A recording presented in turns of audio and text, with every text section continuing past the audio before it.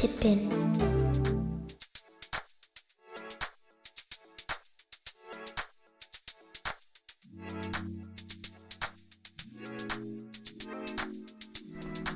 Hi, today we're going to take a look at the Bandai Apple Pippin. This is the multimedia player, video games console, and an interactive kiosk, and like an internet device as well for surfing. It's the 5th generation console, and it came out about 1996. Only lasted about a year and was about £1,000, so didn't do very well really. These are the parts that you get in the box. That's like a modem, like an add-on modem, and some bits and bobs and some paperwork and a few demo CDs, so nothing particularly fancy in the box.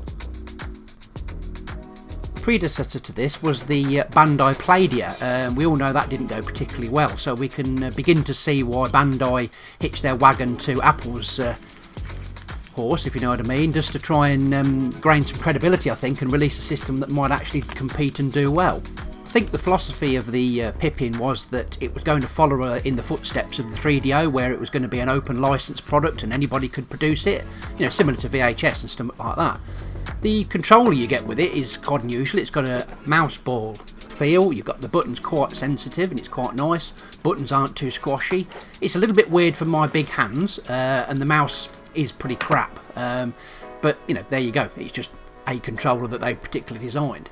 All the buttons on the top. The system doesn't have any sort of boot up animations. Very much like the 3DO. Once you put your disc in, the system boots up, and this is just one of the demo discs that was inside the box. So I'm just going to go through that quickly, just to roughly go through some of the features of it. It was apparently the Bandai that approached Apple for their use of the Apple Macintosh platform, and it does include a classic Mac OS as for its original hardware and architecture. Systems based on the PowerPC 603 processor family, which are of RISC design. The included software is pretty poor, and it does go to show that the system wasn't very good. It hadn't been well thought out. It wasn't a very good game system, and the software suffered as accordingly. So I think that's one of the reasons why the system didn't do very well and only managed to last a year. Well, the main reason for doing this video today was to change this. The battery inside is lithium-ion design. It obviously has a design life. I was beginning to get a little bit worried about a lot of my consoles really, but they have these onboard batteries. Are they just going to spew all over and destroy the boards? That's a Torx 40 and a screwdriver. They're pretty much the bits of kit we're going to need to pull this apart. So what I want to do is take it to bits, have a look, make sure it's all okay inside, see if that battery's leaked. It has got quite a unique holder, so I'm hoping that it isn't leaked.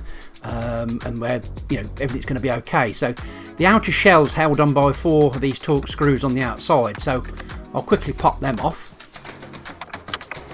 With those screws removed, it's just like the outer clamshell sort of thing comes off. These are just a couple of expansion ports. I've never had one of these consoles apart, so this is a little bit of a learning curve. One thing I did realise there, I managed to pull that ribbon out of the motherboard, which is to the buttons that go on the top of the body, just to obviously do all the main controls. You can't do anything with those buttons. You're going to be very, very careful with that ribbon, and we'll talk about that a little bit later on. So there's 4 Phillips screws on the top. I was hoping that I'd be able to pop this lid without taking all the bezels off and all the rest of it, but no, it didn't. It was having none of it, so it looked like I've got to take that front bezel off. So it wouldn't come undone. Even when you've got the clips undone, it wouldn't come on. So I pop this CD drawer open, and there, hey presto, there's a Torx screw right in the middle and underneath the CD tray. Just like an ordinary CD-ROM of the time, there's a little hole in the front that you can put like a paper clip or something in there, and it will eject manually the drive. You can take the end of the CD tray off. They look a bit like tamper-proof Torx, which luckily my screwdriver was. So a tamper-proof torque in the centre of the screw. There's a little raised nipple. I don't know if it's a bit more visible on that one there. Excuse my mucky fingers. I've been doing some dirty work this week, so I should have wore gloves really. I probably will do in the future, because some people don't tend to like grubby fingerprints on things. So there's 4 clips around the out. Once you've got that screw out, there's 4 clips around the outside which allow the bezel to start to move, and I'm being reluctant even now to try. I'm hoping that it would pop off, but what I realised is the front steel cage actually goes right around. I also realised here that the front bezel won't come off with the bottom tray on the system, so quite annoying, but nothing, not the end of the world. That came off pretty good. Then that allowed me to unclip that bezel and pop the top off. Again, I realised that, or maybe I ought to.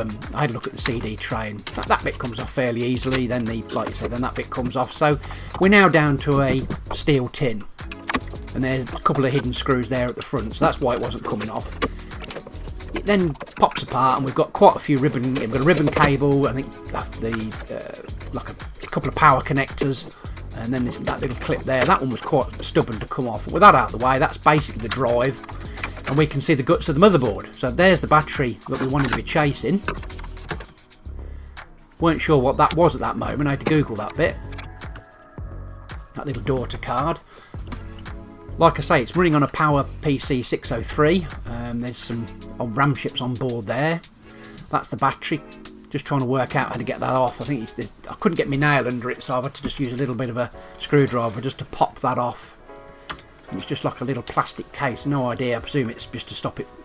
Maybe the eventuality that it might pop out. But a lot of manufacturers have just put a blob of glue on it, but they've gone all that way to make it do that. I don't understand why that isn't more accessible, or there's a little window in the back that you could have changed that. I think they've gone to such trouble to make such a nice battery holder and then make it like a nightmare to get to.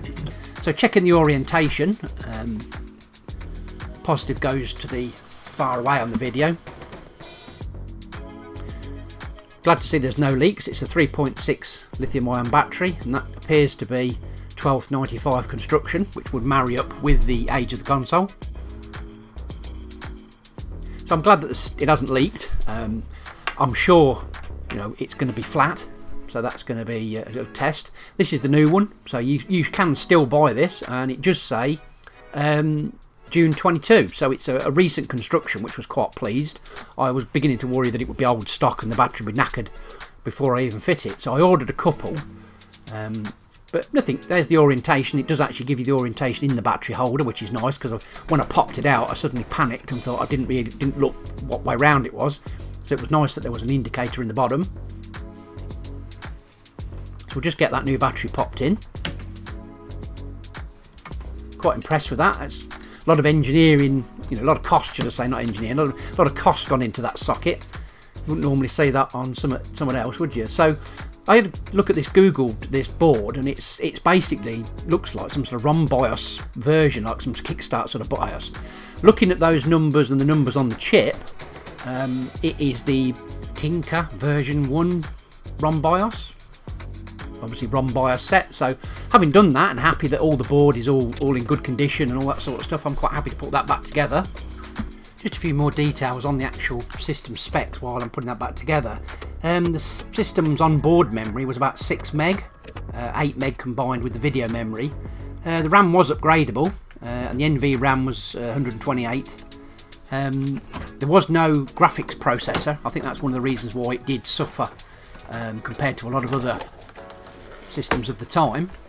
So just popping that back together, giving it a quick wipe down. There we go. It's all new batteries in there, and it's all working absolutely lovely. So great, really pleased with that.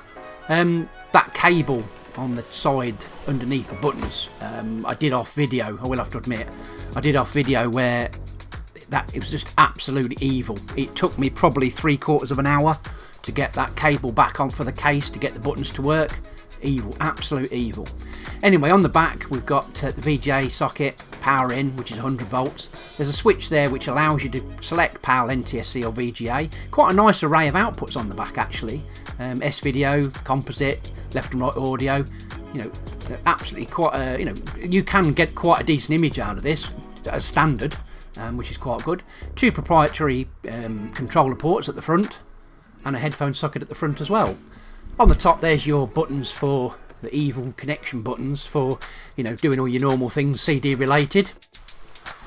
and we'll now get this powered up so we can basically make a comparison to what it was up against at the time. What we've got to remember, this unit was up against the 3DO, the Jaguar, the Saturn, the PS1 and the Nintendo 64. So again, it really reinforces why this system didn't really have the punch or the graphical horsepower that was needed at that time, and quickly faded away into obscurity.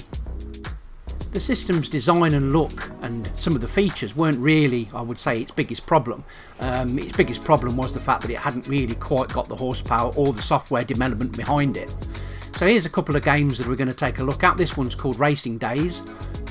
Instantly on this particular bit of the video, you can quite quickly see the frame rate is really bad. And you compare this to Ridge Racer 1 or Daytona USA, even Daytona USA with all its faults. It was far in excess a better, much more playable game. This is pretty bad to play. I'm going to move on to just a small selection.